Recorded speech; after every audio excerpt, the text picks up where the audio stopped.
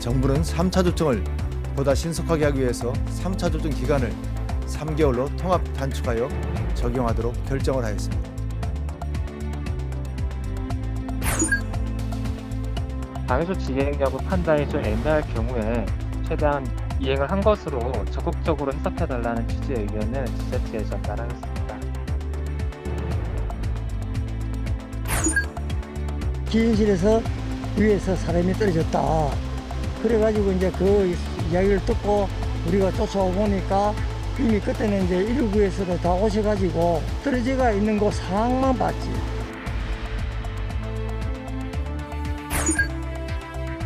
쫓아내는 건지 안 열어주는 건지 잘 모르겠어요. 항상 근데 문 열어달라는 소리는 자주 들리네요. 항상 매번 그랬어요.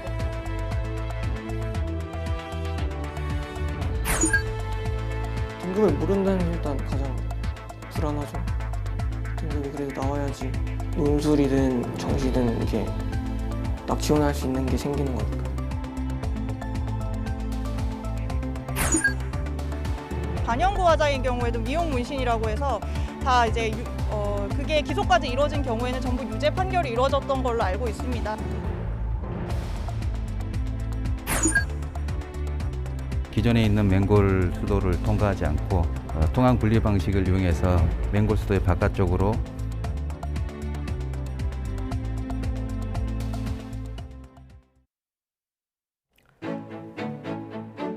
여러분 안녕하십니까? 뉴스나이트 시작합니다. 코로나19 확산세가 악화일로입니다. 오늘도 코로나19 관련 집계부터 잠시 뒤에 먼저 확인해 보도록 하겠습니다.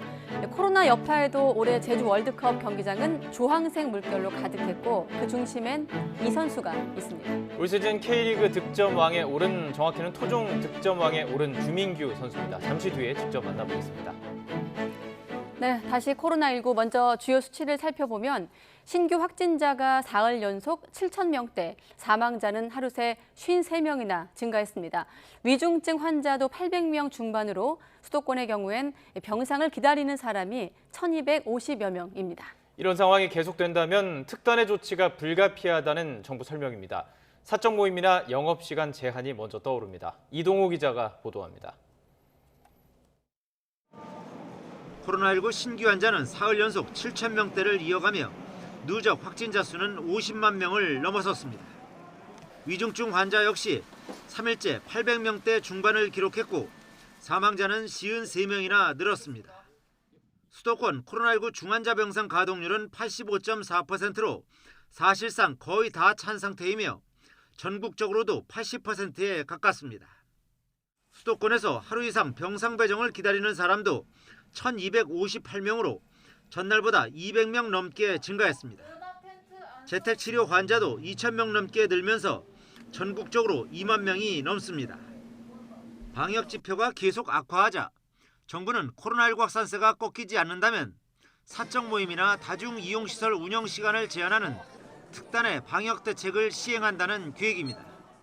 더 꺾이지 않고 더 확대되고 또 확산세가 더 추가된다고 그러면 다음 주에 발표할 가능성도 있다는 말씀을 드리겠습니다.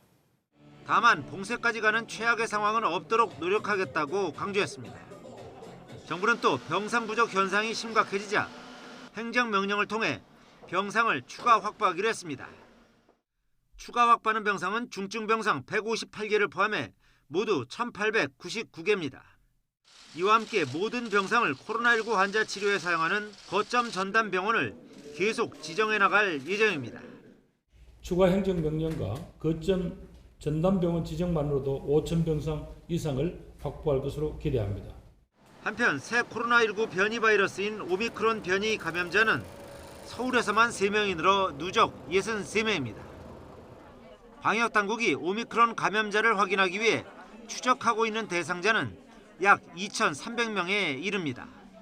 YTN 이동호입니다. 네, 이런 가운데 청소년 방역 패스에 대한 반발은 법정 다툼으로도 번지고 있습니다. 이 조치가 헌법에 어긋난다면서 고3 학생이 헌법 소원을 제기한 겁니다. 학습권을 침해한다는 취지인데 방역 당국은 학생과 학부모의 의견을 반영해 세부 방안을 다듬겠다고 밝혔습니다. 홍민기 기자가 취재했습니다. 백신을 맞은 사람만 다중이용 시설 출입을 허용하는 방역 패스를 청소년에게도 확대하는 방안이 발표되자 학부모들은 우려를 쏟아냈습니다. 정부에서 너무 강압적으로 결정한 것 같고요. 학생들하고 엄마들은 그렇게 생각을 안 하거든요. 자유를 제한하는 거죠. 행정 편의에 따라서 기본적인 자유에 대한 기본권을 제한하는 거예요.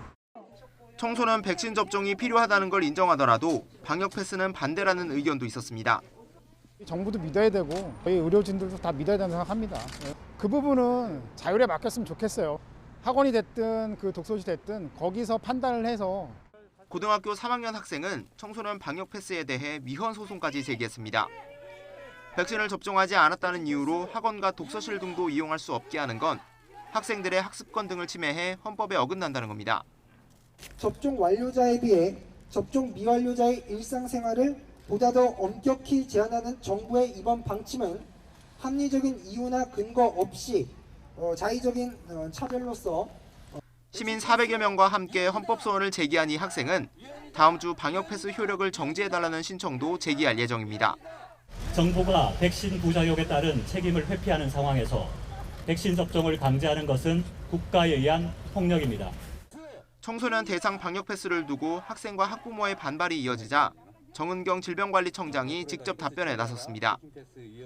백신 접종과 방역 패스는 코로나19 확산을 막기 위한 최소한의 방역 조치라며 거듭 적극적인 참여를 당부했습니다. 현재 청소년들이 맞고 있는 화이자 백신은 우리나라뿐만 아니라 미국과 유럽에서도 청소년 접종의 안전성과 유효성을 확인받았습니다. 다만 잇따르는 논란을 의식한 듯 현장 의견을 충분히 반영해 세부 시행 방안을 다듬겠다고 덧붙였습니다. 하지만 헌법 소원을 제기한 청소년과 시민들은 정부 방역 당국자들을 고발하고 손해배상 소송을 제기하겠다는 뜻도 밝혀 방역 패스 도입을 둘러싼 갈등은 법정 다툼으로 번질 전망입니다. YTN 홍민기입니다. 방역 조치로 인한 소상공인 손실 보상과 관련해 달라진 내용이 있습니다. 그동안 대상에서 제외되었던 학원과 교습소도 보상금을 받을 수 있게 됐습니다. 애매할 경우 최대한 주겠다는 정부의 유권 해석, 김상호 기자가 보도합니다. 동네에서 나름 명성을 유지하며 수년간 유지해온 소규모 학원입니다. 코로나19 사태가 터지면서 온라인 수업 등으로 전환하며 감염 예방에 대응해왔지만 코로나 이전 경영 회복은 아직 못하고 있습니다. 영업시간 제한 등으로 인한 손실보상금을 받았지만 손실을 메우기엔 턱없이 부족합니다. 나라에서 이제 조금 도와주는 부분이 분명히 있었었지만 이게 실질적으로 이제 마음에 와닿게끔 이제 보상이 된다라는 그런 느낌은 좀 들진 않았었죠. 현행법상 손실보상금 지급 기준의 핵심은 영업시간의 제한. 그런데 일부 지자체 방역 관련 조례는 이보다 더 구체적으로 영업시간이 아닌 학원 수업시간 제한만을 규정하고 있어서 학원과 교습소가 보상을 제대로 받지 못해왔습니다. 온라인 강의 준비나 상담, 평가 등 학원의 다양한 활동에 대한 영업시간 제한이 보상금 지급에 반영되지 못해온 것입니다. 정부는 민원이 잇따르자 자치단체 자체 판단에 맡기기로 했습니다. 앞서 정부는 실내 취식금지 등의 영업 제한을 받아 피해를 봤는데 손실보상 대상에서 제외돼 반발해온 편의점도 비슷한 방식으로 보상금 지급을 인정했습니다. 방역조치 이행 여부 판단이 좀 애매할 경우에 최대한 이행을 한 것으로 적극적으로 해석해달라는 취지의 의견을 지자체에 전달하였습니다. 정부는 내년 소상공인 손실보상 예산을 애초 정부안이 1조 8천억 원에서 4천억 원 늘린 2조 2천억 원으로 확정했습니다. YTN 김상호입니다. 대장동 개발 특혜 의혹과 관련해 구속영장이 청구된 유한기 전 성남도시개발공사 본부장이 숨진 채 발견됐습니다. 이른 새벽 극단적 선택을 암시하는 글을 남긴 채 집을 나선 것으로 확인됐습니다. 엄윤주 기자의 보도입니다. 경기도 고양시 주엽동에 있는 아파트 단지 화단 앞, 출입을 막는 경찰 통제선이 쳐졌습니다. 아침 7시 40분쯤 유한기 전 성남도시개발공사 본부장이 이곳에서 숨진 채 발견됐습니다. 기인실에서 위에서 사람이 떨어졌다. 그래가지고 이제 그 이야기를 듣고 우리가 쫓아오 보니까 이미 그때는 이제 119에서도 다 오셔가지고 떨어져가 있는 그 상황만 봤지. 앞서 새벽 4시 10분쯤 경찰은 유 전 본부장이 극단적 선택을 암시하는 글을 남기고 사라졌다는 가족의 신고를 받고 수색에 나섰습니다. CCTV 확인 결과 실종 신고 2시간 전쯤 자택을 나서는 모습이 확인됐습니다. 경찰 관계자는 유 전 본부장이 혼자 엘리베이터를 타고 해당 아파트로 올라가는 모습을 확인했고 이후 극단적 선택을 한 것으로 보인다고 설명했습니다. 다만 유 전 본부장이 자택에 남긴 유서의 구체적인 내용은 공개되지 않았습니다. 공개 안 하신다고 하시나요? 나중에 직접 물어보세요. 유 전 본부장은 지난 2014년 남욱 변호사와 정영학 회계사로부터 대장동 개발 예정지에 대한 환경 영향평가 로비 명목으로 2억 원의 뒷돈을 챙긴 혐의를 받고 있습니다. 여기에 성남도시개발공사 초대 사장에게 지난 2015년 당시 이재명 성남시장의 뜻이라면서 사퇴를 종용했다는 의혹도 제기됐습니다. 검찰은 유 전 본부장에 대해 뇌물 등 혐의로 사전 구속영장을 청구했고 오는 14일 영장 실질심사가 예정돼 있었습니다. 포천도시공사 사장으로 재직해온 유 전 본부장은 전날 퇴근길에 비서실 직원에게 사직서를 맡기고 간 것으로 확인됐습니다. 유 전 본부장의 포천도시공사 사장 임기는 다음 달 7일까지였습니다. YTN 엄인주입니다. 검찰 대장동 수사팀은 당혹감을 감추지 못하고 있습니다. 개발 사업 당시 성남시 윗선을 향한 수사에는 차질이 불가피할 전망입니다. 나인 기자입니다. 유한기 전 개발사업본부장은 성남도시개발공사 재직 당시 이른바 U1으로 불리던 유동규 전 기획본부장에 이어 U2로 불리며 2인자로 통했던 인물입니다. 대장동 민간사업자 선정 과정에선 1차 평가위원장도 맡았습니다. 특히 유 전 본부장이 윗선 수사의 핵심 고리로 지목된 건 2015년 황무성 초대 사장의 사퇴를 종용했다는 의혹 때문입니다. 당시 이재명 성남시장과 정진상 정책실장을 여러 차례 언급한 녹음 파일이 드러나 성남시와 도시개발공사를 잇는 가교 구실을 한 게 아니냐는 의심을 받아왔습니다. 시장님 명을 받아서 한 거 아닙니까? 대신 여기 꼭 시장님 얘기입니다. 왜 그렇게 모르십니까?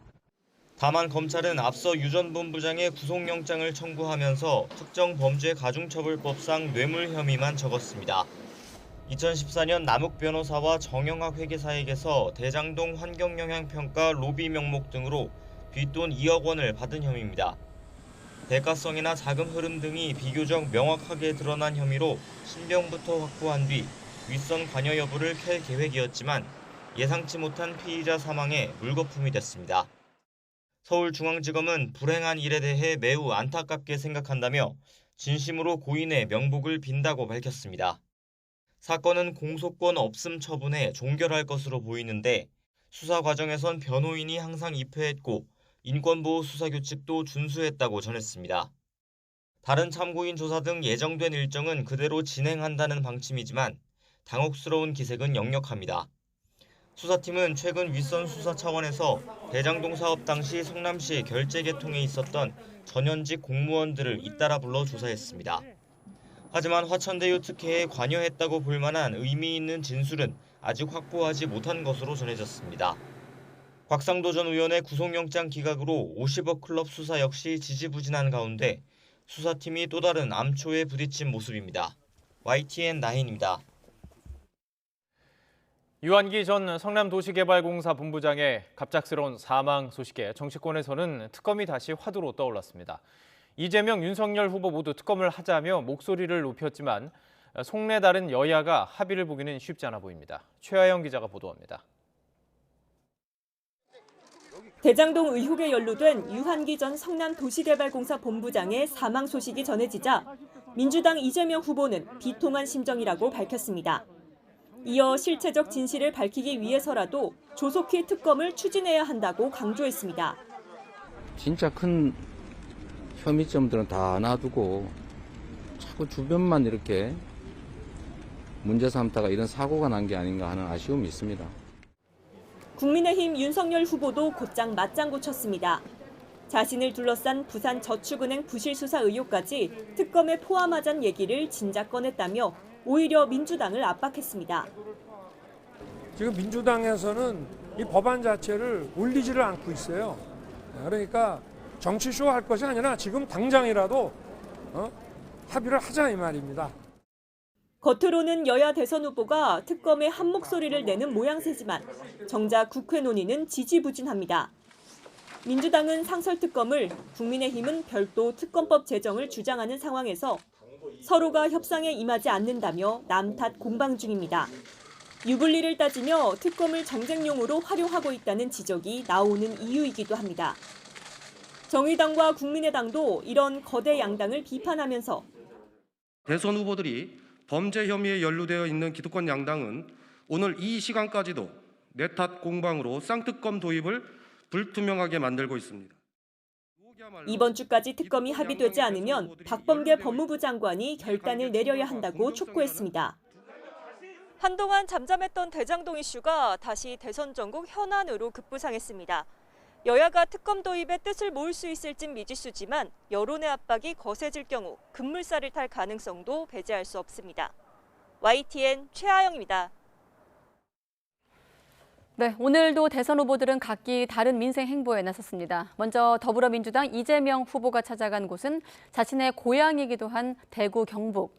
3박 4일 민생 탐방에는 부인 김혜경 씨도 동행했습니다. 이 후보는 자신은 문재인 대통령도 또 윤석열 후보도 아니라는 점을 강조하기도 했습니다. 김태민 기자가 보도합니다. 젊은이들의 거리 황리단길에 이재명 후보와 부인 김혜경 씨가 나타났습니다. 매주 타는 민생버스, 메타버스의 대구 경북 일정 첫 지역으로 경주를 찾은 겁니다. 시민들과 사진을 찍고 대화를 나눈 이 후보는 또 한 번 즉흥연설을 통해 자신만의 강점을 내세웠습니다. 이재명은 문재인도 아니고 윤석열도 아닙니다. 이재명은 이재명입니다. 이재명이 만들 세상은 지금까지와는 다를 겁니다. 야당 후보는 물론 현재 문재인 정부와도 대놓고 차별화에 나선 건데 앞서 경주시 종친회를 찾아 제사를 지낸 뒤 기자들과 만나선 탈원전 정책에 대해 이런 말도 남겼습니다. 상황이 변하고 또 국민들의 이 나라 주권자들의 의사가 변했는데도 그냥 밀어붙이는 것은 벽창호라고 할 수 있겠죠. 이재명 정부의 집권은 정권 연장이 아닌 정권 교체라는 점을 앞세워 중도층 확장을 노리는 전략으로 풀이됩니다. 민주당 선대위 합류를 결정한 바른미래당 출신 김관영, 최이배 전 의원의 환영식에 직접 참석한 것도 같은 맥락입니다. 이런 가운데 국민의힘 윤석열 후보를 향해선 100조 원 코로나 손실보상 논의에 즉각 나서지 않는 건 국민에 대한 위협이자 기만이라며 비판 수위를 높였습니다. 나 찍어주면 지원하고 나 안 찍어주면 지원 안 하겠다 이런 식으로 위협하거나 유혹하거나 기만하지 마시기를 바랍니다. 이재명 후보는 3박 4일 동안 10곳이 넘는 시군을 훑는 광폭행보로 TK 바닥민심 다지기에 나섭니다. 앞으로 내놓을 실용주의와 통합의 메시지를 통해 지지율 취약지대 공략에 성과를 거둘 수 있을지 주목됩니다. YTN 김태민입니다. 네, 국민의힘 윤석열 후보는 1박 2일 일정으로 강원도를 방문해 영동과 영서를 훑었습니다. 외가가 있는 강릉을 시작점으로 삼아 이 지역의 외손임을 부각했습니다. 또 김종일 총괄선거대책위원장의 손실보상금 100조 원 구상에 대해선 상당한 재정 지출을 각오해야 한다며 힘을 싣기도 했습니다. 이어서 이경국 기자입니다. 강원도 일정의 시작은 윤석열 후보의 외가가 있는 강릉의 대표적인 전통시장이었습니다. 윤 후보의 살리는 선대위가 공식 출범한 뒤 첫 지역 방문입니다. 강릉의 외손이 무도하고 무능한 정권을 반드시 교체하겠습니다. 앞서 윤 후보는 장애인 지도자대회와 사회복지 비전 선포대회에 잇따라 참석하며 약자와의 동행을 거듭 강조했습니다. 윤석열표 복지국가는 다를 것입니다. 성장과 복지의 선순환을 이루겠습니다. 손실보상 50조 원 구상을 밝혔던 윤 후보. 이후 김종인 총괄선대위원장이 100조를 언급해 화제가 전환된 데에 대해선 심각한 코로나19 상황 속에 상당한 재정 지출을 각오해야 한다며 김 위원장 발언에 힘을 실었습니다. 코로나가 이게 잦아드는 것이 아니라 변종을 통해 갖고 더 확산이 될 기미가 많기 때문에 상당한 정도의 그 재정 지출을 해야 할 그거를 각오를 가져야 된다. 다만 국민의힘은 민주당이 임시국회에서 여야 합의를 통해 추가 경정 예산을 처리하자고 제안한 것에 대해선 정부부터 설득하라며 사실상 거부했습니다. 이런 가운데 부친 농지 관련 의혹으로 의원직에서 사퇴했던 윤희숙 전 의원이 윤석열 후보 선대위에 합류했습니다. 내일이 기대되는 대한민국 위원장을 맡아 미래와 청년 관련 정책 비전을 제시하겠다는 계획입니다. 이재명 저격수로 불렸던 윤 전 의원은 SNS에 이 후보를 향해 오래전 정치적으로 사망했어야 한다며 다시 포문을 열었습니다. 윤 후보는 강릉을 시작으로 속초와 춘천까지 영동과 영서를 모두 훑는 일정을 소화합니다. 지난주 부산에 이어 2주 연속 주말 지역 순회인데 선대위 구성이 마무리된 만큼 바닥 민심을 공략하는 데 집중하겠다는 의도로 풀이됩니다. 강릉에서 YTN 이경국입니다. 네, 이렇게 바닥 민심 공략 행보 중인 윤석열 후보. 자신을 둘러싼 사법 리스크들에도 대응하고 있는데요. 윤 후보가 검찰총장 때 받은 직무정지 처분을 취소해달라면의 소송에서 법원이 각하 결정을 내렸습니다. 직무정지가 정당했는가를 따질 실익이 없다는 취지인데 징계 소송에 이어서 이번에도 사실상 윤 후보의 패소라는 분석입니다. 김경수 기자입니다. 매우 무거운 심정으로 검찰총장에 대한 징계 청구 및 직무 배제 조치를 국민들께 보고드리지 않을 수가 없게 되었습니다. 법정 공방으로 번진 사상 초유의 검찰총장 직무 배제 사건의 1심 판단이 1년여 만에 나왔습니다. 윤석열 국민의힘 대선 후보가 법무부 장관을 상대로 낸 직무정지 취소 소송에서 법원은 각하 판결을 내렸습니다. 각하는 소송 요건을 채우지 못했을 때 사건 내용에 대한 판단 없이 소송을 끝내는 판결입니다. 재판부는 윤 후보에 대한 징계 처분이 이미 완료돼 징계 전제였던 직무정지의 효력이 사라졌고 당시 징계 처분이 위법했다고 보기도 어렵다고 판단했습니다. 소송으로 다퉈봤자 윤 후보가 얻을 실제 이득이 없다는 건데 법무부 측 주장이 상당 부분 받아들여진 셈입니다. 선고 이후 윤 후보 측은 재판부 판단을 존중한다며 별도로 진행 중인 징계 취소 소송 항소심에 집중하겠다고 밝혔습니다. 소이익의 여부를 판단하셔서 각한 법원의 판단을 존중하고 저희들은 징계 취소 소송, 본안 소송의 항소심에 주력할 생각입니다. 앞서 윤 후보는 정직 2개월 징계를 취소하라는 소송도 냈는데 지난 10월 1심에서 져 항소한 상태입니다. 당시 법원은 정치적 중립 훼손 외에 판사 사찰과 채널A 사건 감찰, 수사 방해 등 대부분 징계 사유를 모두 인정했습니다. 징계가 적법했고 오히려 2개월 정직은 사안에 비해 가볍다고도 판단했습니다.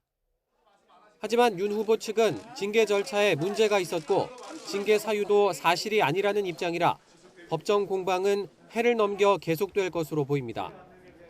YTN 김경수입니다. 네, 오늘 대입 수학능력시험 성적표는 생명과학2는 빈 채로 성적이 통지가 됐죠. 수능 생명과학2의 정답 취소 소송에 대한 1심 선고가 오늘 17일 내려질 예정입니다. 재판 결과가 나올 때까지 생명과학2의 점수가 알 수 없고 또 일부 수시 전형은 합격자를 발표할 수 없기 때문에 교육부가 수시 합격자 발표 마감일을 18일로 이틀 늦추기도 했습니다. 신현준 기자입니다. 출제 오류 논란을 빚은 생명과학2 20번 문제에 대한 법원의 판단이 오는 17일 내려집니다. 한국교육과정평가원은 수시 일정을 고려해 14일까지 선고를 당부했지만 재판부는 최대한 빨리 그러나 성급하지 않게 검토할 시간이 필요하다고 설명했습니다. 이에 따라 대입 일정 조정이 불가피해졌습니다. 선고 하루 전인 16일까지 수시 모집 합격자 발표를 끝내야 하는데 그때까지 생명과학2 점수가 나오지 않기 때문입니다. 수능 최저 등급이 필요한 수시 전형은 아예 합격자를 발표할 수조차 없습니다. 사정이 이렇자 교육부는 수시 합격자 발표 마감일을 선고 다음 날인 18일로 이틀 늦췄습니다. 생명과학2의 점수는 17일 오후 8시부터 확인이 가능합니다. 이어지는 수시 합격자 등록과 미등록 충원 등은 하루씩 일정을 늦췄지만 정시 모집 일정은 변경하지 않았습니다. 생명과학2의 성적이 빠진 수능 성적표를 받은 수험생들은 촉박한 일정이 걱정입니다. 등급을 모른다는 게 일단 가장 불안하죠. 등급이 그래도 나와야지 논술이든 정시든 이게 딱 지원할 수 있는 게 생기는 거니까. 특히 생명과학2는 서울대나 의약대 등 이과 상위권 학생들이 주로 선택하는 과목이어서 출제 오류로 결론이 나면 여파가 적잖을 전망입니다. 저는 정답 처리되었을 경우에서는 최상위권 학생들이 한 문제의 변별력이 사실상 날아가는 거죠. 그러면은 최상위권 학생들이 수시에서 수능 최저 등급, 그다음에 정시에서 표준 점수에서 불리한 점이 발생하기 때문에 대학교육협의회는 대입 일정을 수정해 각 대학에 안내할 예정이고 교육부는 안정적으로 대입 전형을 운영할 수 있도록 돕겠다고 밝혔습니다. YTN 신현주입니다. 40대 딸이 팔순이 다 된 어머니를 집 밖으로 내쫓았습니다. 추위 속에 방치돼 있던 노모는 끝내 숨졌습니다. 함께 살던 가족들이 모두 정신질환을 앓고 있었다고 합니다. 김민성 기자가 취재했습니다. 전북 전주의 한 주택가. 밤 8시 20분쯤 팔순이 다 된 할머니가 밖에서 떨고 있다는 이웃의 신고가 경찰에 접수됐습니다. 경찰이 급히 병원으로 옮겼지만 할머니는 끝내 저체온증으로 숨졌습니다. 나이 든 어머니를 집 밖으로 내몬 건 함께 사는 딸이었습니다. 딸에게 쫓겨난 노모는 이곳 집 앞에서 약 1시간 반 정도 방치된 것으로 전해집니다. 정신과 치료 전력이 있는 아들과 딸 그리고 어머니까지 이렇게 셋이서 꾸린 불안정한 가정. 주변에선 이런 비슷한 일이 벌써 여러 번 있었다고 입을 모았습니다. 쫓아내는 건지 안 열어주는 건지 잘 모르겠어요. 항상 이게 문 열어달라는 소리는 자주 들린다는 거죠? 네, 항상 매번 그랬어요. 매번. 주민센터도 전후 사정을 알고 수시로 안전을 살폈지만 불행을 미처 막지는 못했다고 했습니다. 사건 당일에도 저희 이제 팀장님이 직접 가셔서 입수 문제라든지 병원 문제라든지 여러 가지 상황을 같이 상의해서 좋은 쪽으로 이렇게 검토하기 위해서 갔었는데 이런 일이 있어서 매우 안타깝게 좀 생각하고 있습니다. 경찰은 일단 딸을 존속학대치사 혐의로 붙잡아 조사하고 있습니다. 딸은 경찰에서 어머니 몸에서 냄새가 나 밖으로 보냈다고 진술한 것으로 전해졌습니다. YTN 김민성입니다. 20대 남성이 경찰 신변보호 대상인 전 여자친구 집에 찾아가 흉기를 휘둘러 어머니가 숨지고 10대 동생은 위독합니다. 전 여자친구는 집에 없어서 화를 면했지만 헤어진 연인에게 가해지는 강력 사건이 이어지고 있습니다. 박계원 기자의 보도입니다. 서울 잠실동 주택가, 골목 사이로 구급차가 잇따라 들어옵니다. 곧 흰 천막에 덮인 피해자가 들것에 실려 나옵니다. 40대 어머니와 10대 아들이 흉기에 찔린 채 쓰러졌다는 신고가 들어온 건 오후 2시 반쯤. 피를 많이 흘리신 것 같았습니다. 거즈 같은 게 이렇게 젖어 있을 상태였으니까 과다출혈로 보였습니다. 남자분이 좀 퉁퉁하고요. 퉁퉁하고 반팔에 여기 양쪽에 문신으로. 두 사람은 곧바로 병원으로 옮겨졌지만 어머니는 1시간여 만에 숨졌고 아들은 중태인 것으로 전해졌습니다. 몸 쪽을 다쳤나 봐요. 감싸 안고 이렇게 있더라고요. 엄마 한 40대, 아이는 한 13, 14세. 두 사람을 흉기로 찌른 피의자는 20대 남성 A씨로 숨진 어머니의 딸 B씨와 헤어진 연인 사이였습니다. 범행 당시 B씨는 집에 없었던 것으로 확인됐습니다. 범행을 벌인 뒤 뒷집으로 뛰어내려 숨어있던 피의자는 이곳 빈집에 숨어있다가 그대로 경찰에 붙잡혔습니다. 경찰 조사 결과 B씨는 최근 A씨를 성폭행 혐의로 신고했고 신변보호 대상자로도 등록돼 스마트워치를 지급받은 것으로 파악됐습니다. 하지만 신변보호 당사자가 아닌 가족을 겨냥한 범죄를 예방할 제도적 장치가 없다 보니 어머니와 동생이 변을 당한 겁니다. 경찰은 전 여자친구가 이별을 통보하자 앙심을 품고 범행을 저지른 것으로 보고 A씨를 상대로 정확한 범행 경위와 동기를 조사하고 있습니다. YTN 박기환입니다. 생후 4개월 딸을 억류방지 쿠션 위에 엎드려 놔 숨지게 한 혐의로 재판에 넘겨진 20대 부친이 실형을 선고받았습니다. 인천지방법원은 오늘 아동학대치사 등 혐의로 재판에 넘겨진 24살 A씨에게 징역 3년 6개월을 선고했습니다. 재판부는 아이가 빠르면 생후 90일에 뒤집기를 하지만 상대적으로 쿠션에서는 하기 어렵다며 A씨가 아이를 쿠션 위에 엎드리게 해 호흡곤란으로 사망한 사실이 인정된다고 밝혔습니다. 그러면서 피해자는 4개월도 채 살지 못하고 아버지의 방치로 소중한 생명을 잃었지만 A씨 부부가 20대 어린 나이에 양육 경험이나 지식이 부족하다는 점을 고려했다고 덧붙였습니다. A씨는 지난 2월 인천에 있는 자택에서 생후 105일 된 딸을 쿠션 위에 엎드려 놓아 숨지게 한 혐의로 재판에 넘겨졌습니다. 중학생인 의붓딸과 그 딸의 친구에게 성범죄를 저지른 50대 남성. 두 소녀가 극단적인 선택을 하면서 이 범행이 알려지게 됐죠. 오늘 이 남성에게 징역 20년이 선고됐습니다. 하지만 유족과 검찰은 형이 가볍다며 항소할 계획을 밝혔습니다. 이성우 기자입니다. 의붓딸과 의붓딸 친구에게 성범죄를 저지른 혐의로 구속 기소된 56살 A씨. 청주지방법원은 A씨에게 아동학대 범죄의 처벌 등에 관한 특례법 위반 및 강간치상 등의 혐의로 강제추행 5년, 강간치상 15년 총 징역 20년을 선고했습니다. 또 아동청소년 장애인 관련 기관 취업 제한 10년과 보호관찰 5년도 명령했습니다. 재판부는 의붓딸에 대한 A씨의 범행을 친족 관계에 의한 강간이 아닌 강제추행으로 인정했고 의붓딸 친구 B양에 대한 강간치상 혐의는 그대로 인정했습니다.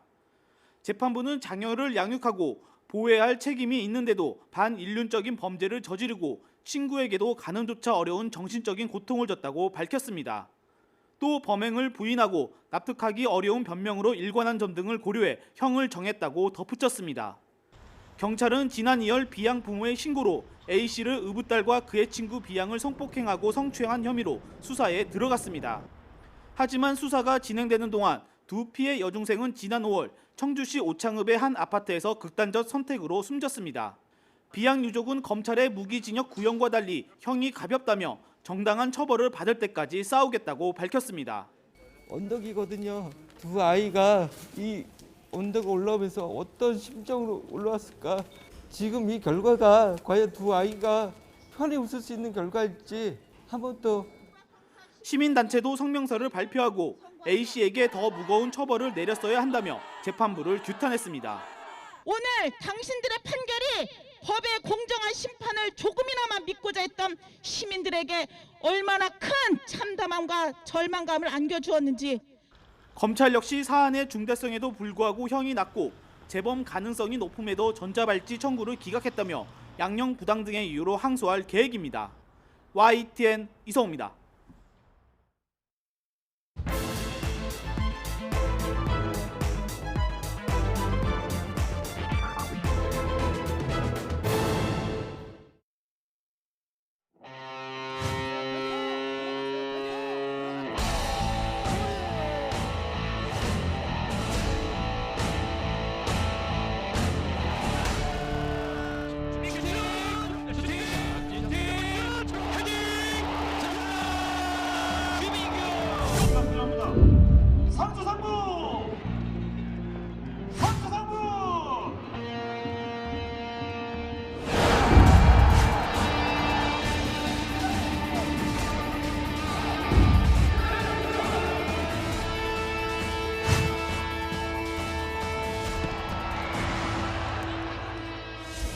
프로에 입단하기까지가 사실 좀 힘들었습니다. 예, 그래서 9년이라는 시간 동안 정말 절실하게 노력했거든요. 어린 친구들이 시작이 어긋난 친구들이 있다면 저를 보고 할 수 있다는 자신감을 가지고 꾸준하게 노력하다 보면 언젠가는 이렇게 K리그 시상식에 오를 수 있다는 거를 좀 봐주셨으면 좋겠어요.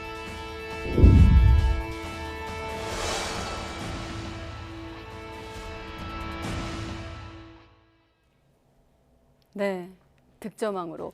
자, 올 시즌 주민규 선수의 득점 행진엔 거침이 없었습니다. 올해 22골을 터뜨리며 5년 만에 토종 득점왕의 이름을 올렸습니다. 연습생 신화를 쓰면서 K리그 최고의 골잡이로 우뚝 선 제주 유나이티드 주민규 선수 나이트포커스에 초대했습니다. 어서 오십시오. 반갑습니다. 예, 좀 떨리세요? 네, 많이 떨립니다. 축구 경기랑 좀 비교해 보면 어떠세요? 축구가 예. 가장 편한 것 같습니다. 아, 그러세요? 네. 앞서 영상 나갈 때 좀 표정은 제가 좀 봤는데 쑥스러운 표정도 있고 좀 복잡해 보이기도 하고요. 지나간 시간 중에서 뭐 첫 질문으로 좀 그렇습니다만 고비가 좀 있었나요? 저 국면들 중에서? 제가 제일 고비가 왔을 때는 사실 드래프트 현장에 제가 지명이 되지 않았을 때가 가장 힘들었던 고비였던 것 같습니다. 2013년도 네, 당시? 그때 당시에. 그렇군요. 네. 그리고 지금 K리그에서 이제 어쨌든 득점 왕으로 그 자리에 서시게 됐는데 일단 22골을 넣었습니다. 사실 20골을 넣는다는 것 자체가 상당히 의미가 있고 또 정조국 지금 현재 코치시잖아요. 네네. 이후에 지금 최초의 또 토종 득점에 올랐는데 본인에게 어떤 의미인지가 좀 궁금합니다. K리그 득점왕이 된 거에 대해서는 이제 K리그 선수도 토종 공격수도 이제 기회를 받는다면 분명히 많은 골을 넣을 수 있다라는 자신감을 메시지를 준 것 같아서 좀 저에겐 큰 의미인 것 같습니다. 네, 지금 화면에 역대 득점왕들과 좀 이렇게 주민규 선수 얼굴 포함해서 쭉 가다 보면 2016년에 정조국, 지금은 코치님이시잖아요. 네, 코치님이시죠. 정조국 코치의 얼굴도 보이는데 당시에 이제 광주 FC 20골을 넣었던 이번에 상금 받으면 나누자고 했다고 하던데 어떻게 됐습니까? 뭐 스포츠 동아에서 이제 상금을 받았는데 금을 10돈을 받았어요. 네. 네, 정조국 코치님께서 나 반 줘야 되는 거 아니야? 이런 식으로 얘기해가지고 제가 지금 잘라서 드릴까요? 이런 식으로 농담한 적이 있었는데 그만큼 저에게 좀 많은 도움이 많이 돼가지고 감사한 마음이 있습니다. 어떤 존재입니까, 정조국 코치? 저에게 이제 득점왕으로 갈 수 있는 길을 좀 지름길을 좀 많이 알려주신 그런 코치님이십니다. 어떤 걸 가르쳐 줬나요? 사실 미드필더 출신이시잖아요. 네네. 그래 미드필더 출신이다 보니까 제가 골 넣는 거에 대해서는 사실 그렇게 명확하지가 않았던 것 같아요. 근데 올해 정점을 찍었던 거는 정조국 코치님과 남길 감독님의 전술 지도 하에 제가 이제 많은 골을 넣을 수 있어서 감사함을 갖고 있습니다. 그 전술을 이해하는 게 도움이 되던 거 아니면 뭔가 이렇게 마인드 컨트롤 이런 걸 좀 가르쳐 줬나요? 이제 찬스가 났을 때 어떻게 살려야 되든지 그런 부분을 좀 많이 알려주신 것 같아요. 인내하고 이제 찬스가 왔을 때 어떻게 해야 정확하게 골문으로 갈 수 있는지 그런 부분들을 좀 많이 알려주셔가지고 제가 오늘의 득점왕을 받지 않았나 생각하고 있습니다. 네. 경험을 해야만 알 수 있는 그런 부분이기 때문에. 그렇죠. 그렇군요. 자, 뭐 득점왕 또 베스트 11 올해 참 여러모로 최고의 해를 보내셨는데 또 11월 27일은 역대 12번째로 개인 통산 100골 고지에도 올랐다고 들었습니다. 좀 이렇게 시즌을 돌아봤을 때 활약에 좀 뭐 당연한 질문일까요? 만족하십니까? 뭐 아무래도 개인적으로도 그렇고 팀적으로도 그렇고 이제 저희가 목표한 거 고지에 좀 도달했다고 생각을 해요. 그래서 올 시즌은 좀 그래도 나름 만족하지 않은 시즌인가라고 생각하고 있습니다. 예. 자, 조금씩 이제 그 과정을 돌아보면 2015년에 이제 2부 리그 창단팀이죠. 서울 이랜드에 지금 입단을 했고 그 해가 23골을 넣었어요. 네네. 상당히 이제 주목을 받았는데 네. 이후로 조금 힘들었습니다. 네. 어떤 이유가 있었던 건가? 왜 좀 꺾였다고 보세요?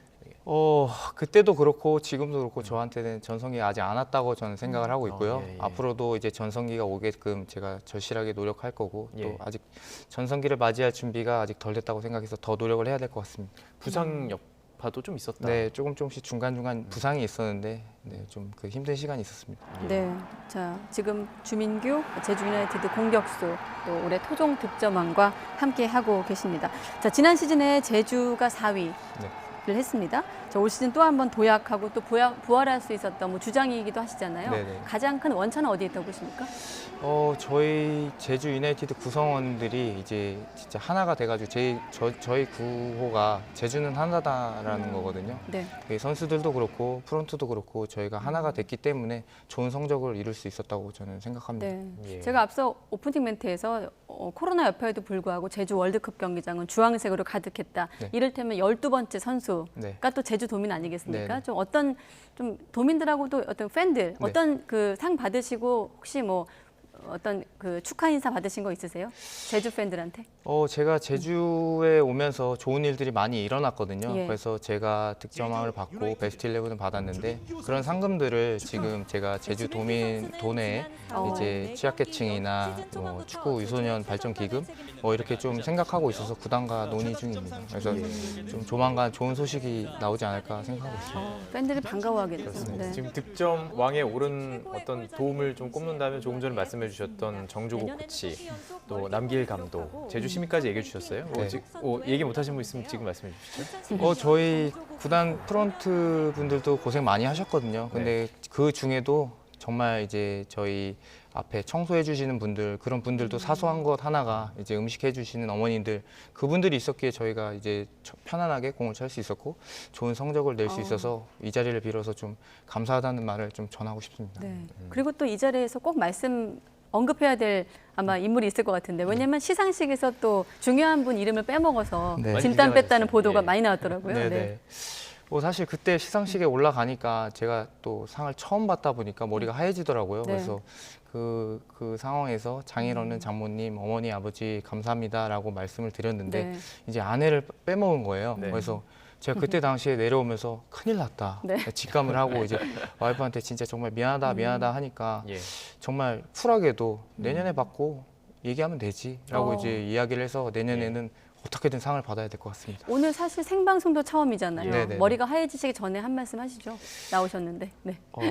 일단은 와이프가 정말 제 옆에서 고생 많이 했거든요. 그래서 결혼을 해서 이제 잘 안 되는 시즌이면 이제 자기 탓인 것 같다라고 이야기를 했는데, 그 이야기를 듣고 제가 정말 절실하게 누가 되지 않게 열심히 준비했고 또 시즌을 그렇게 잘 말친 것 같아서 정말 이 자리를 빌어서 너무 감사하다는 말 하고 싶습니다. 네. 이렇게 말씀하신 이유가 그 아내분이랑 집에서 필라테스를 계속 네. 훈련을 했고 그게 네. 또 득점으로 연결이 됐다라고 말씀을 해주신 걸 읽었습니다. 네. 지금 그 저희가 영상으로 보여드렸던 그 장면이 이제 시상식 장면이에요. 네, 네, 이제 네. MVP에 대해서 좀 여쭈고 싶어요. 네. 홍정호 선수가 탔습니다. 근데 공교롭게도 마지막 경기가 제주랑 전북이었어요. 네. 만약에 제주가 이겼다면 네. MVP가 주민규 선수가 아닐까라는 추측도 많이 있었습니다. 네, 네, 아쉽지는 않은지 궁금해요. 뭐 사실 K리그를 보신 분이라면 홍정호 선수가 워낙 잘했고 또 전북이 K리그 우승도 했고, 근데 저희가 만약에 전북에 저지를 했다라면 이제 MVP가 표가 좀 많이 갈리지 않았을까라고 많은 얘기를 해주셨어요. 근데 이제 공교롭게도 끝나고 나니까 이제 표 차이가 얼마 안 나서 조금 아쉬운 마음이 있어서 내년 시즌에는 저희가 우승을 하고 MVP 한번 노려보겠습니다. 네. 몇 표 차가 안 난 걸로 알고 있습니다. 한 6표 정도 차이가 서로 나고 알고 있는데. 그 투표하셨다면서요. 예. 홍 네. 선수랑 주 선수랑 서로를 투표했다고. 네, 네, 네, 이유가 뭐죠? 뭐 K리그 진짜 앞에서 말씀했듯이 제가 K리그를 본 선수라면 무조건 홍정호 선수가 MVP라는 거를 직감했을 거고 또 그 선수가 워낙 능력이 있고 또 이제 우승을 했기 때문에 받아야 마땅하다고 저는 생각을 해서 투표를 했습니다. 또 시상식 현장에서 또 주목받은 또 소감이 새직야 파이팅을 외쳐가지고 네네네. 예, 팬들의 또 화제가 됐던데, 네. 사실 경기가 있잖아요. 대구 FA컵 그 네. 우승 결과에 따라서 또 우리 제주 유나이티드의 운명이 걸려있기 때문 아니겠습니까? 좀 네네. 설명해 주시죠. 새직야 파이팅이 나오게 된 배경. 이게 모르시는 분도 계실 네. 거예요. 네, 그때 당시에 제가 뭐 앞에 말을 했었어야 되는데 그냥 대구 세징야 화이팅 이래가지고 어리둥절했던 기억이 났는데 네. 이제 대구 FC랑 전남이랑 경기를 해서 대구가 우승을 할 시에 저희가 아시아 챔피언스 리그를 나가는 기회를 받게 돼요. 그래서 제가 대구가 꼭 우승했으면 하는 바람에 대구가 세징야 화이팅 이렇게 외쳤던데 이제 대구 세징야가 뭐지? 이렇게 반응을 해서 끝나고 이제 제가 FA컵 꼭 우승해달라 이렇게 말했던 기억이 납니다. 세징야 선수는 뭐 이기겠다고 얘기했나요? 화답이 왔나요? 네, 문제 없다. 우리가 우승하겠다. 이렇게 문제 얘기를 없다. 해가지고 마음 편하게 볼 생각입니다. 네. 예, 알겠습니다. 경기가 이제 얼마 남지 않았죠. 내일로 알고 있는데 그 그렇습니다. 결과도 예. 관심 있게 보도록 하겠습니다. 자, 이제 30대 초반입니다. 아직 전성기가 오지 않았다고 말씀을 해주셨어요. 네네. 그렇다면 이제 정말 이루고 싶은 어떤 이제 전성기에 이루고 싶은 목표가 있을 것 같은데요. 뭐 제가 K리그 득점을 탔잖아요. 그래서 이제 내년 시즌에 아시아 챔피언스 리그를 나간다면 저희 나라 K리그가 아시아를 넘버원이라고 저는 생각을 하고 있습니다. 네네. 그래서 당연히 아시아 챔피언스 리그 나가서 득점왕을 타는 게 제 목표인 것 같습니다. 예. 그럼 이게 나가게 되면 이제 경기가 많아지는 거잖아요. 네네네. 그리고 막 원정 경기도 가야 되고 힘들 네. 텐데 이게 네. 쉽지는 않을 텐데요.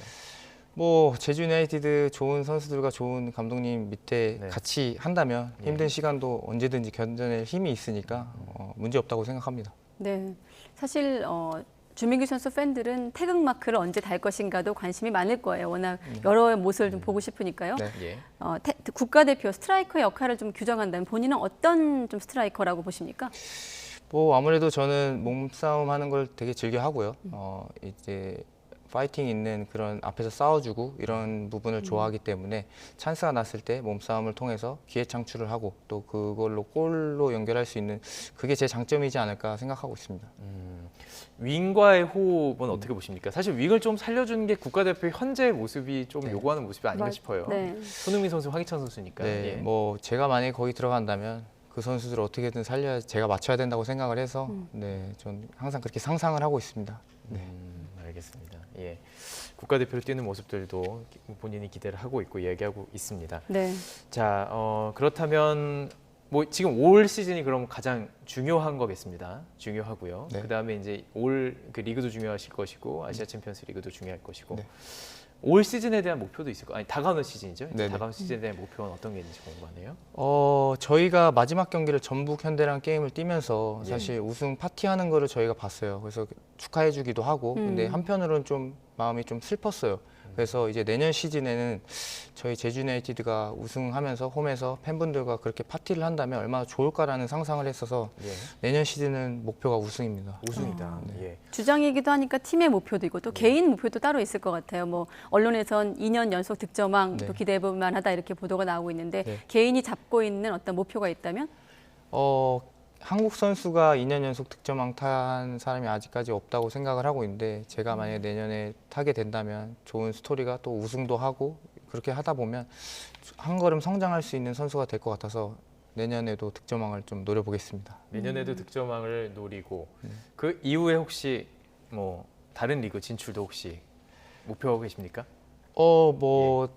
모든 선수들이 이제 좋은 리그, 뭐 더 나아가서 진짜 프리미어리그, 유럽 뭐 이렇게까지 꿈꾸는데 저 또한 그런 꿈을 놓지 않고 열심히 노력할 생각입니다. 네, 오늘 나오신 김에 사실 요즘 그 코로나가 또 다시 심상치 않지 않습니까? 아마 팬들도 그렇고 뭐 시청자분들도 이런 코로나 국면에 또 선수들은 어떤 어려운 점이 있나도 좀 궁금하실 텐데 나오신 김에 좀 소개 좀 해주시죠. 어떻게 좀 훈련도 하고 계시고. 네. 사실 올해 코로나로 인해서 첫 시즌 때는 이제 무관중 경기를 했었어요. 그러다가 이제 좀 잠잠해지면서 위드 코로나 하면서 팬분들이 많이 왔었는데 그때 많이 느꼈던 거는 선수들이 팬들의 이 환호성이 얼마나 진짜 힘이 되고 이제 경기장에서 진짜 엔돌핀을 끌어올려서 좋은 경기를 보답할 수 있는 거구나라는 걸 느껴서 팬들의 소중함을 많이 느꼈던 것 같아요. 그래서 내년에는 코로나가 좀 잠잠해지고 이제 많은 팬분들이 경기장에 찾아와 주셨으면 하는 바람이 좀 큽니다. 세러머니 좀 여쭤보고 싶습니다.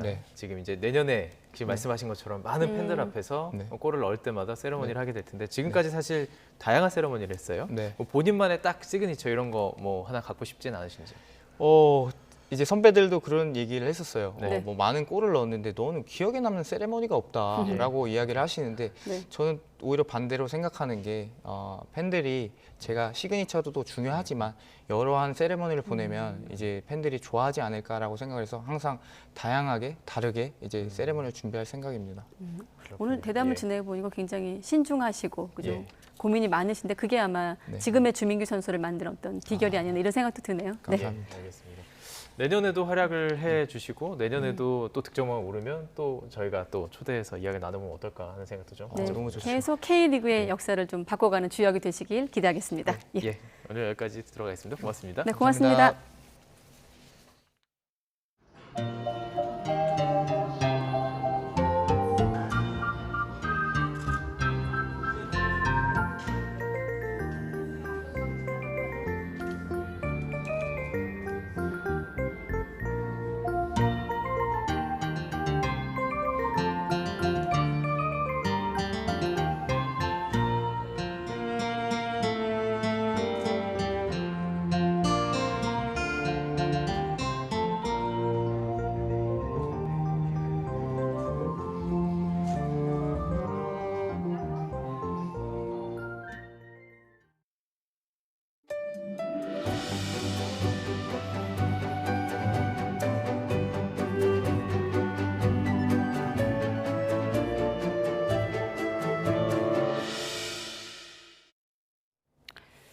네, 법원이 의사 면허 없는 문신 시술은 불법 의료 행위라며 타투이스트에게 벌금형을 선고했습니다. 업계 종사자들은 눈썹 문신을 비롯해 각종 시술이 상용화된 현실과 동떨어져 있는 판결이라며 반발하고 있습니다. 정현우 기자가 취재했습니다. 타투이스트 김도윤 씨는 지난 2019년 의사 면허 없이 남의 몸에 문신을 새긴 혐의로 재판에 넘겨졌습니다. 인터넷에 올라온 연예인 시술 영상을 본 사람이 불법 의료 행위라며 경찰에 신고했기 때문입니다. 재판이 진행되는 동안 김 씨는 직접 타투이스트 노조를 설립하고 문신 시술은 의료 행위가 아니라고 주장했습니다. 하지만 법원 판단은 달랐습니다. 재판부는 피부 아래에 색소를 주입하는 작업이 감염 등 건강상 우려도 있는 만큼 타투 시술은 의료 행위로 봐야 한다고 판단했습니다. 그러면서 의사 면허 없는 김 씨가 의료 행위를 한 건 불법이라고 보고 벌금 500만 원을 선고했습니다. 김 씨 측은 문신을 의료 행위로 규정한 29년 전 대법원 판례가 여전히 이번 재판에서도 인용됐다고 비판했습니다. 처음에 이 재판에 저희가 들어갈 시기부터 기존 판례를 많이 인용할 수밖에 없는 1심 재판에 대한 결론은 어느 정도 인지는 하고 있었습니다. 의사 면허까지 따서 타투를 그리는 사람은 없다며 각종 타투가 보편화되지 않았을 때 기준으로 판단해선 안 된다고도 말했습니다. 의사 자격 없이 이루어지는 문신 시술, 그리고 반영구 화자의 경우에도 미용 문신이라고 해서 다 이제 그게 기소까지 이루어진 경우에는 전부 유죄 판결이 이루어졌던 걸로 알고 있습니다. 눈썹 문신 등이 유행하면서 국민 4명 가운데 1명이 경험했을 정도로 문신은 보편화됐지만 문신 시술업자들은 여전히 범법자 신세를 면치 못하고 있습니다. 하고 싶지 않은 위치 이런 데에 또 뭐 부탁을 한다거나, 근데 뭐 금액을 깎아달라고 한다거나, 약간의 협박성으로 뭐 얘기를 한다거나, 어디에 얘기할 수가 없으니까 대부분은 그냥 참고 넘어가거나, 왜냐면 몸을 사려야 되니까요. 교육과 위생 등 의무를 규정한 면허를 신설해 문신업계를 제도권 안으로 끌어들이는 법안은 현재 국회에서 계류 중인 상황. 김 씨는 1심 재판에 불복하고 상급심에서 문신 시술이 불법이 아닌 정당한 직업행위로 인정받는 판례를 만들어보겠다고 밝혔습니다. YTN 정윤우입니다. 네, 세월호 참사 이후 7년 넘게 중단됐던 인천에서 제주 간 카페리 여객선이 운항을 재개했습니다. 기존의 최단거리 항로였던 맹골 수도를 우회하기로 했고, 또 선박 보건성을 높이기 위한 첨단 장비들도 갖췄습니다. 이기정 기자입니다. 인천 제주를 오가는 카페리 여객선 뱃길이 7년여 만에 다시 열렸습니다. 새로 건조된 배의 이름은 비욘드 트러스트, 우리말로 신뢰를 넘어서입니다. 안전을 최우선으로 내세운 여객선은 세월호 침몰 지점이면서 물살이 거세기로 유명한 맹골 수도를 우회해서 운항하기로 했습니다. 기존에 있는 맹골 수도를 통과하지 않고 맹골 수도 바깥쪽에 있는 TSS 항로, 그러니까 통항 분리 방식을 이용해서 맹골 수도의 바깥쪽으로 27,000톤급의 비욘드 트러스트호는 길이 170m, 높이 28m 규모로 세월호보다 4배 더 큽니다. 승객 850명과 승용차 487대, 그리고 컨테이너 65개를 실어 나를 수 있는 이 배의 특징은 국내 최초로 블록 로딩 시스템을 도입해 실시간으로 과적 여부와 선박의 불균형 요인을 차단하도록 했습니다. 선박의 과적에 대한 문제와 그리고 선박의 적재 위치가 어떻게 되어 있는지에 대해서 실시간으로 확인함을 통해서 안전운항할 수 있는 최적의 상태를 유지할 수 있다고 볼 수 있습니다. 노선이 재개된 인천 제주 항로는 연간 10만 명의 여행객과 100만 톤의 항만 물류 취급을 통해 서해안의 경제 활력에도 도움이 될 것으로 예상됩니다. 여객과 화물의 원활한 운송과 수도권 시민의 교통 편의가 크게 향상될 것으로 보여집니다. 밤에 출항해 다음 날 아침 목적지에 도착하는 여객선은 매주 3회 인천과 제주를 왕복합니다. 90여 개의 객실과 레스토랑, 다양한 휴식 공간을 운영하고 있는 여객선의 선장을 포함한 31명의 승무원들은 안전 운항을 다짐하고 또 다짐했습니다. 하나, 내 가족이 승선하고 있다는 마음가짐으로 최상의 서비스를 제공하고 안전운항에 만전을 기하겠습니다. YTN 이기정입니다. 네, 고속도로에서 추돌 사고 2건이 잇따라 발생을 해 3명이 숨지고 7명이 다쳤습니다. 추돌 사고로 차량 정체가 이어지고 있는 가운데 두 번째 추돌 사고가 발생한 경우인데 졸음운전 같은 전방 주시 태만이 원인인 것으로 보입니다. 허성준 기자가 보도합니다. 오전 8시쯤 경북 성주군 중부내륙 고속도로 성산일교 부근입니다. 1차로를 달리던 승용차가 교량 보수공사로 서 있던 2.5톤 화물차를 그대로 들이받습니다. 이 사고로 승용차 운전자가 그 자리에서 숨졌습니다. 1시간 뒤쯤 사고 지점에서 1km 후방인 성주터널. 앞선 사고로 차들이 꼬리를 물고 정체된 상황에서 승합차 한 대가 달려와 화물차를 들이받습니다. 속도를 줄이지 못한 탓에 오중 추돌 사고로 이어졌고 차 앞부분이 형체를 알아볼 수 없을 정도로 구겨졌습니다. 승합차 운전자와 승객 등 2명이 숨지고 7명이 크고 작은 부상을 입었습니다. 경찰은 두 사고 모두 졸음운전 등 전방 주시 태만이 원인일 가능성이 큰 것으로 보고 있습니다. 운전자분들이 고속도로는 정지하지 않는다고 생각을 하는 것 같습니다. 구간 4km 전방부터 갓길에도 입간판들이 아주 많았고요. 후방으로 한 몇백 미터 이내에 순찰차가 갓길에 있었고요. 경고 방송 같은 걸 하고 있었고 그 뒤로도 도로공사 차량들도 있었고요. 도로공사는 최근 한 달 사이 고속도로 교통사고로 16명이 숨진 것으로 집계했습니다. 이 가운데 10명이 졸음운전 등 전방 주시 태만으로 사망한 것으로 추정했습니다. 겨울철 외부 기온이 떨어져 히터를 켜면 차 내부의 이산화탄소 농도가 높아져 두통과 졸음 등을 유발하기 때문입니다. 도로공사는 안전을 위해서는 30분마다 차 안을 환기하고 2시간마다 운행을 멈추고 쉬어야 한다고 강조합니다. YTN 허성준입니다. 지난 2018년 12월 10일 늦은 밤 계약직 노동자 김용균 씨가 발전소에서 홀로 작업을 하다 컨베이어 벨트에 끼어 사망했습니다.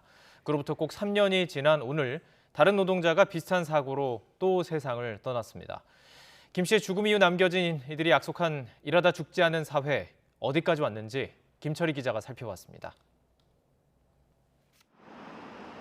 공사장 정문이 굳게 닫혀 있고 오가는 사람도 보이지 않습니다. 새벽 시간 현장에서 작업하던 50대 노동자가 컨베이어 벨트에 끼어 숨지면서 공사가 전면 중단된 겁니다.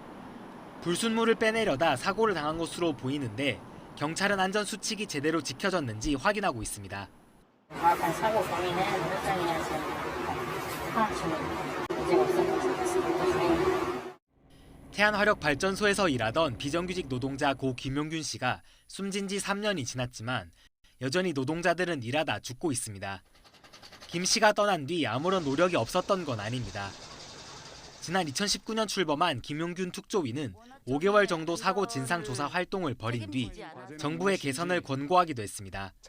심층적인 원인을 조사하기 위해서 심혈을 기울였습니다.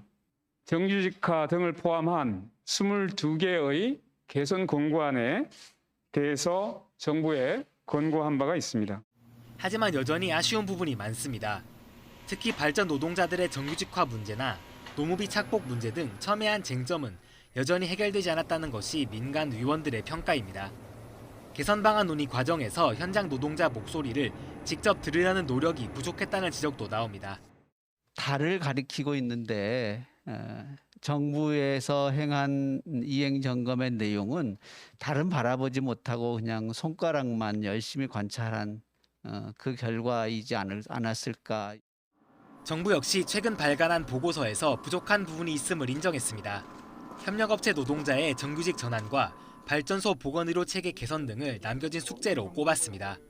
김부겸 국무총리도 SNS를 통해 발전소 노동자들의 정규직 전환이 제대로 이루어지지 않아 면모가 없다고 말했습니다. 남겨진 사람들은 모든 노동이 차별받지 않으려면 중대재해처벌법 보완과 비정규직 처우 개선 등 노력이 더 필요하다고 말합니다. 사람은 누구나 실수를 하는 게 당연한 거고 그래서 실수해도 안전하게 일할 수 있도록 만들어야 된다고 생각해요, 저는. 일하다 죽지 않게 해달라는 평범한 바람. 그 바람이 오롯이 이루어지기에는 아직 갈 길이 멉니다. YTN 김철입니다. 부산에서 코로나19 신규 확진자가 300명 넘게 나와 역대 최다를 기록한 가운데 해운대 백스코에서 열린 가수 나훈아 씨의 콘서트에 수천 명이 몰렸습니다. 오는 12일까지 3일 동안 방역 수칙을 준수하면서 열리는 행사지만 우려하는 시선도 적지 않습니다. 차상은 기자입니다.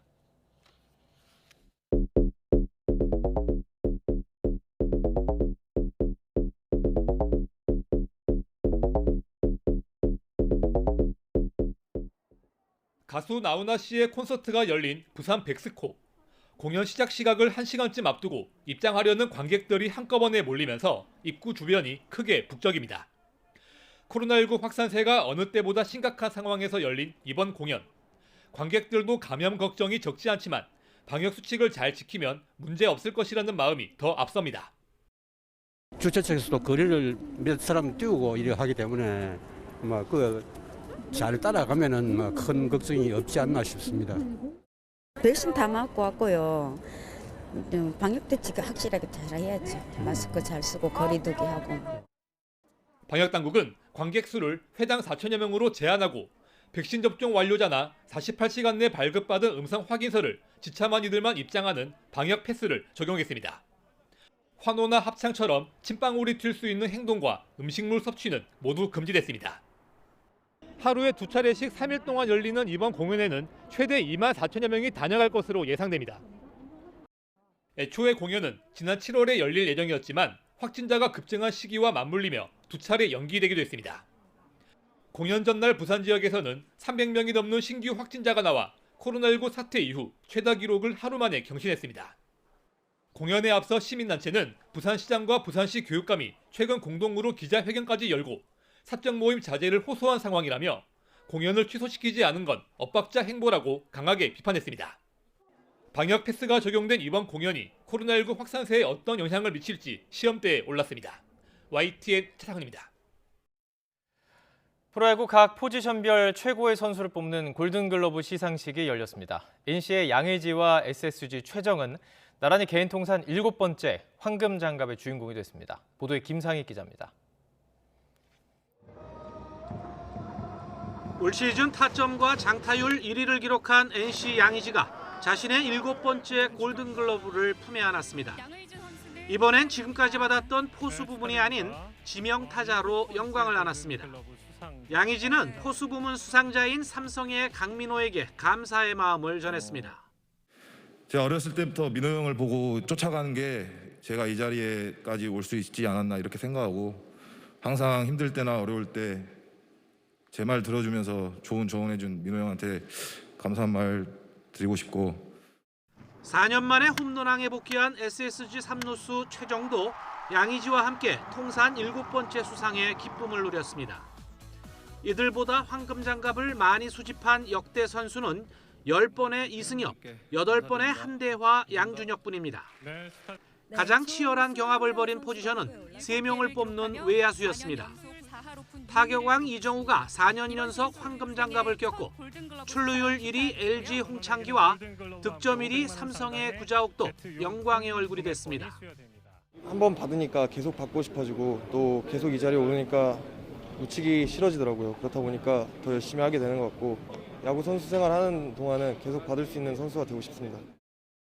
최고 득표율은 91.4%의 지지를 받은 1루수 강백호였고 최저 득표율은 40%가 되지 않은 2루수 정은원이었습니다. 팀별로는 삼성과 키움만 수상자가 2명이었고 롯데와 기아는 아쉽게도 1명의 수상자도 배출하지 못했습니다. 삼성은 역대 총 수상자가 69명이 되면서 타이거즈를 제치고 최다 수상자 배출팀에 올랐습니다. YTN 김사익입니다.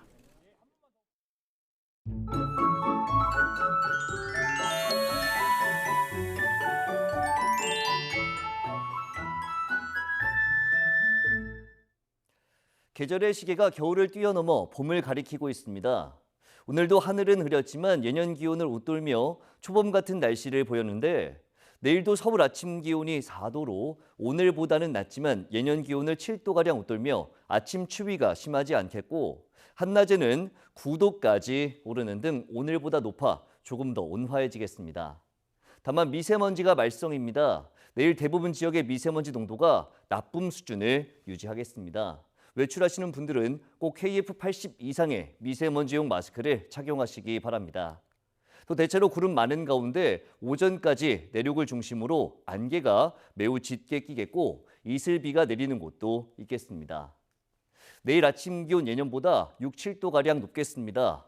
서울 4도, 대전 4도, 광주 6도, 부산 8도로 예상됩니다. 낮 기온도 예년보다 4, 5도가량 높겠습니다. 서울 9도, 대전 11도, 광주 13도, 부산 16도로 예상됩니다. 휴일인 모레 오후부터 찬바람이 불며 기온이 크게 떨어지겠고 다음 주 월요일에는 올겨울 가장 추운 날씨가 찾아올 전망입니다. 날씨 정보였습니다. 네, 잠시 뒤엔 시사 토크 알고리즘이 방송됩니다. 네, 뉴스나이트 마치겠습니다. 여러분 고맙습니다.